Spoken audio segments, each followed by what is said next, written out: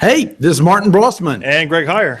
Another exciting episode from... we're from NC State. Yeah? Actually, because tonight we just wrapped up, or Martin actually just wrapped up his social media management course, which I am a proud graduate of. And he now knocked it out of the park with his presentation. And now I have my officially have my certificate in social media management.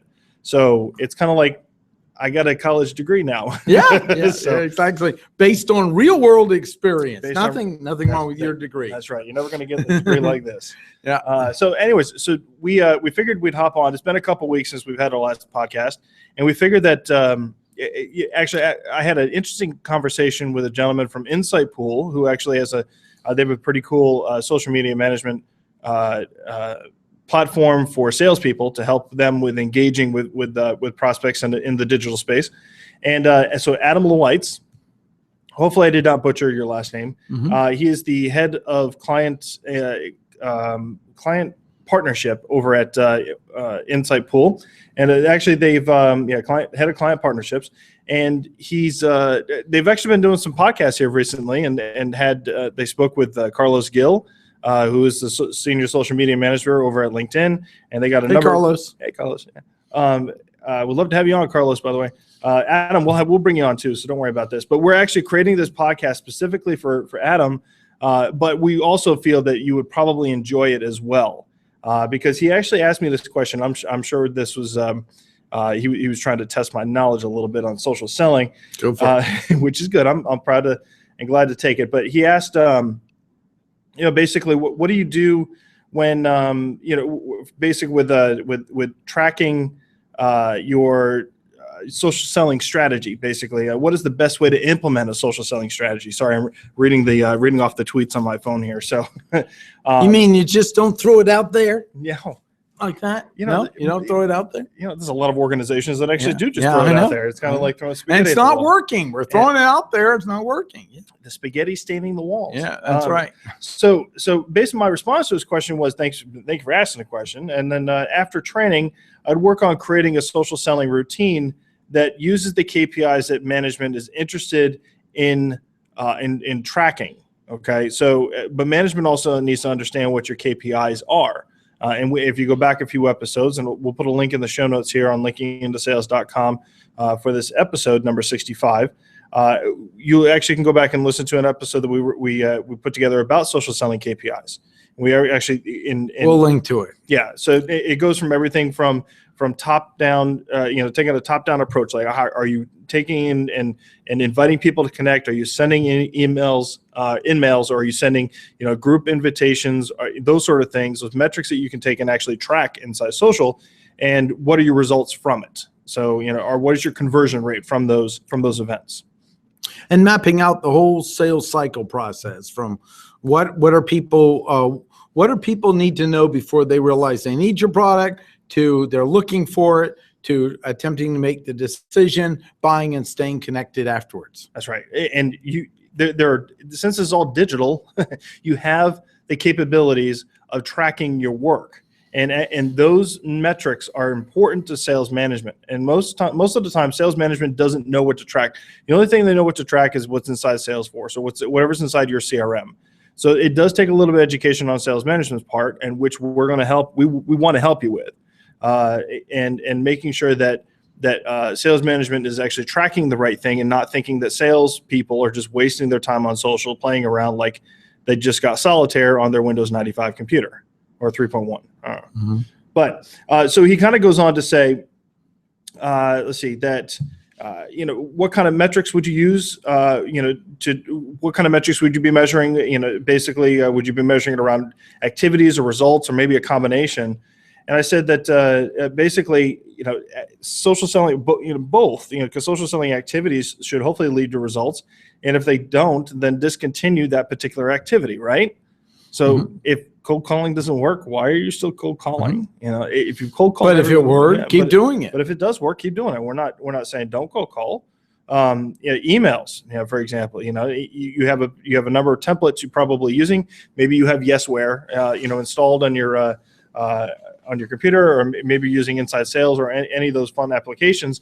and you're just going through the process, and someone told you it was a numbers game, and you're running through all the processes, and you're convinced that this doesn't work. You're not getting the best results out of it. You have to change your activities, right? So it's kind of like, if this exercise isn't helping me lose the tire around my belly, then why am I doing this exercise?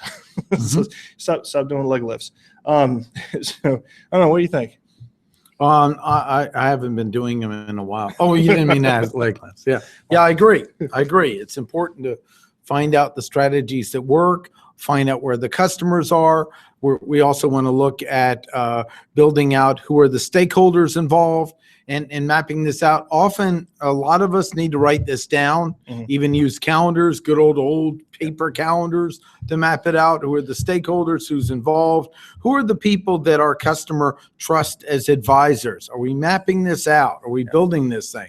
So that our strategy involves, sometimes we can build an inroad to the people around them that they trust first, and then work our way in. Just like we were talking about that in class, how Twitter sometimes in sales can be a doorway in through the marketing people who are paid to connect. Yep.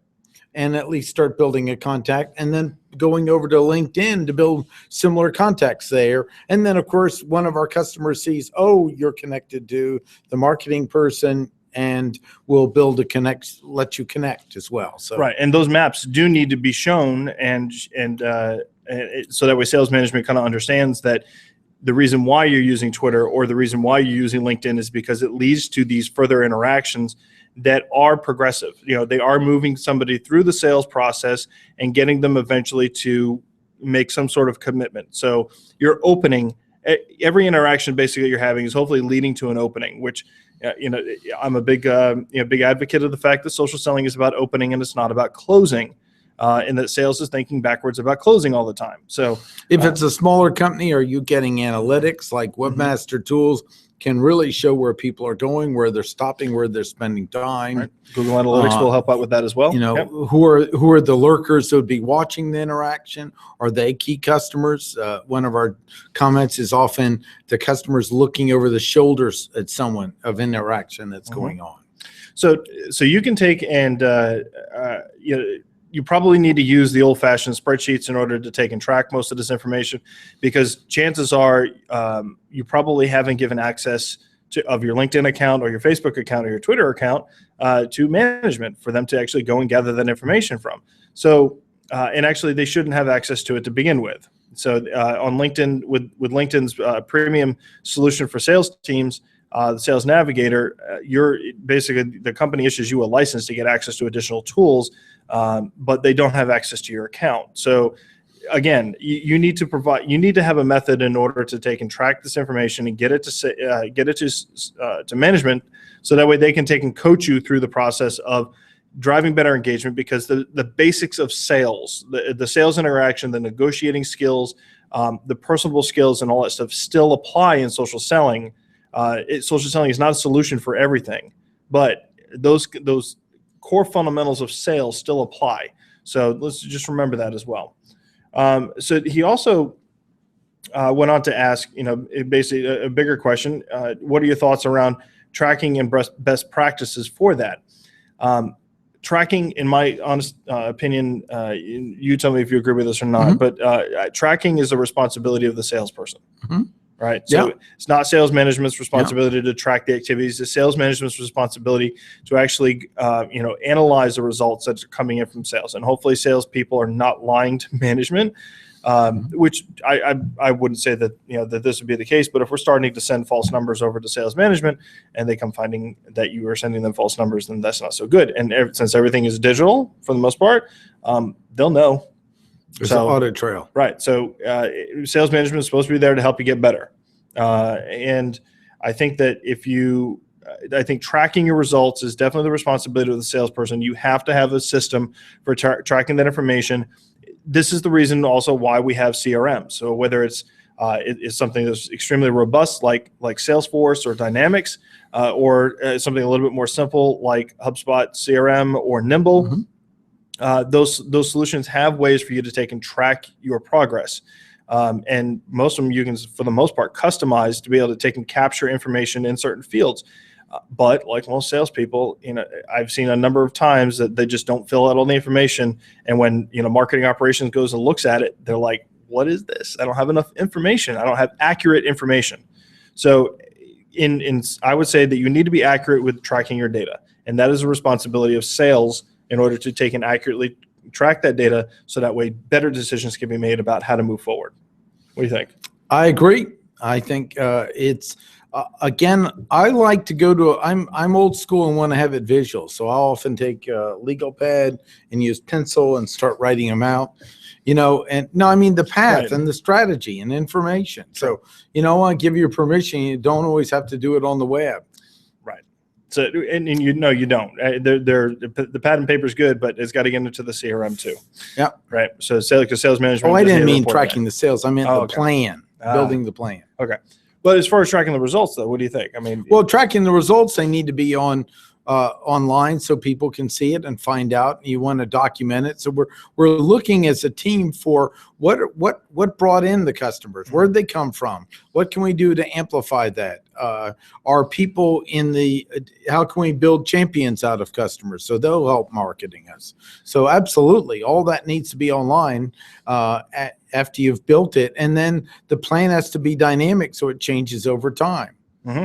Exactly. And if you aren't playing around in your own marketing automation system, if you have one, then I would recommend actually taking a look. And when marketing passes over a lead, they hopefully are sending over some information along with that lead, so that way you do know how to move forward in a social selling sense. So you understand what emails that they've opened, you understand what ebooks that they've downloaded, you know what landing pages they've been on, and the journey that they've basically been on up until this particular point. And then how do you guide them down that path that marketing pretty much already has, trailblazed for you? So part of the plan is building the plan and then learning about where the path the customer wants to take and making sure you optimize that. And I think that's a key thing, because in my years of experience with that, the plan we think they're going through is often very different than the one they come through. And we need to adapt to that. That's correct. Yeah, and the metrics that you record based on those interactions are really what's going to help you with setting those customers on the right path. And that's why it's extremely important for you to take and track and record those results, so that way you can come back and build a repeatable system, so it becomes easier to generate more business. Right? Yeah, and now in kind of a closing piece of this, I want to demonstrate how this dialogue started on Twitter, and now we're having it on the podcast, and we also have it on YouTube.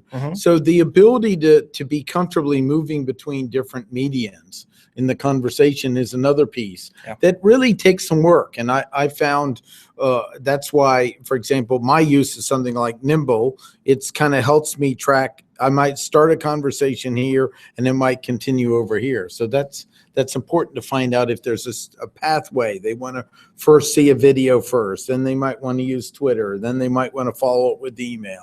And everybody has customers have their own convincer strategy for trust and their own tools they like to interact with. Exactly. So that should be in the map as well, just like we're doing here. Right. Exactly. The journey. And, I was reached out to on Twitter, and we're over here. This is a unique journey, per se, because we really haven't done something like this before. So, but it is good to be able to see that we can, move people between platforms, and eventually, like tomorrow, I'm going to be having probably by the time you're hearing this on Tuesday, I'm going to be having a phone call with him in the afternoon to discuss this more. So hopefully he hears this and sees the video and all that stuff, and I'll make sure you see it. Yeah, we might have a follow-up. So keep the questions going. I want to mention one big thing on training and LinkedIn that we're going to have a more extensive show on. What is the big thing about training where LinkedIn spent an awful lot of money? Oh, yeah. They made an acquisition. Yep. They bought a cash flow positive company for $1.5 billion. That's $1.5 billion. That's right. It's a lot of money. Yeah. And we want to hear what you think about why. I mean, we believe that training is key, and we're always in a constant state of training ourselves and providing education as well. But just as I said in the closing of the social media class, the world is like a island with random earthquakes changing its terrain all the time. So we've got to find out where's our source of the next useful information, and either be a trusted advisor to provide it or know who to follow as well. And we have our own mentors as well as fine. That's probably I think we're going to give LinkedIn a thumbs up. Two thumbs up on this. Put your thumb up there. Two thumbs up. Oh, well, that'd be 4 thumbs up. Okay, right. Yeah, it's like a qubit or something. Go ahead. So I like the idea. I like the acquisition. Not that I'm an investor in LinkedIn or anything like that. You don't have any stock in them, do you? I can't tell. Oh, you can't tell. Well, Well, I'm going to tell you I don't. Okay. So all right. So, but I think the acquisition is a smart play. Yeah. I think it goes back to the reason why we have endorsements in our LinkedIn profile. Yeah. I think it also speaks to Jeff Weiner's approach to the economic graph and understanding that sometimes our existing education system does not work well for working professionals to an extent. And they have to adapt, and And some are. This is his thought on it. I'm not saying this is ours because we're sitting at NC State actually doing this podcast right now. So, but to give people access to education, I think is really what his approach is on this. And by acquiring this company, which is another, like I said before, cash flow positive, it does help the publicly traded company that LinkedIn is. So there's a number of things that actually go into spending $1.5 billion on a company. But if you haven't seen it, lynda.com, definitely go check it out. Excellent product. Excellent courses for everything from design to managing your day. So I think in fact, if you work there, we'd love to have you on the show to talk about training and the learning system. So that's it. And then we have a show we're in the works of I want to talk about upcoming show on humor that's coming. So we're working on that. I contacted my old stand-up comedy instructor. He's willing to be on the show. They do have a lower bandwidth, so we're going to see how that works. He might be a little pixelated, but we're going to work Raj Bates. So watch for that coming up. And it's how sales professionals can be funnier. And this is by request. We got so much feedback and some of the other stuff we did that we're doing it. So keep it coming. Yep.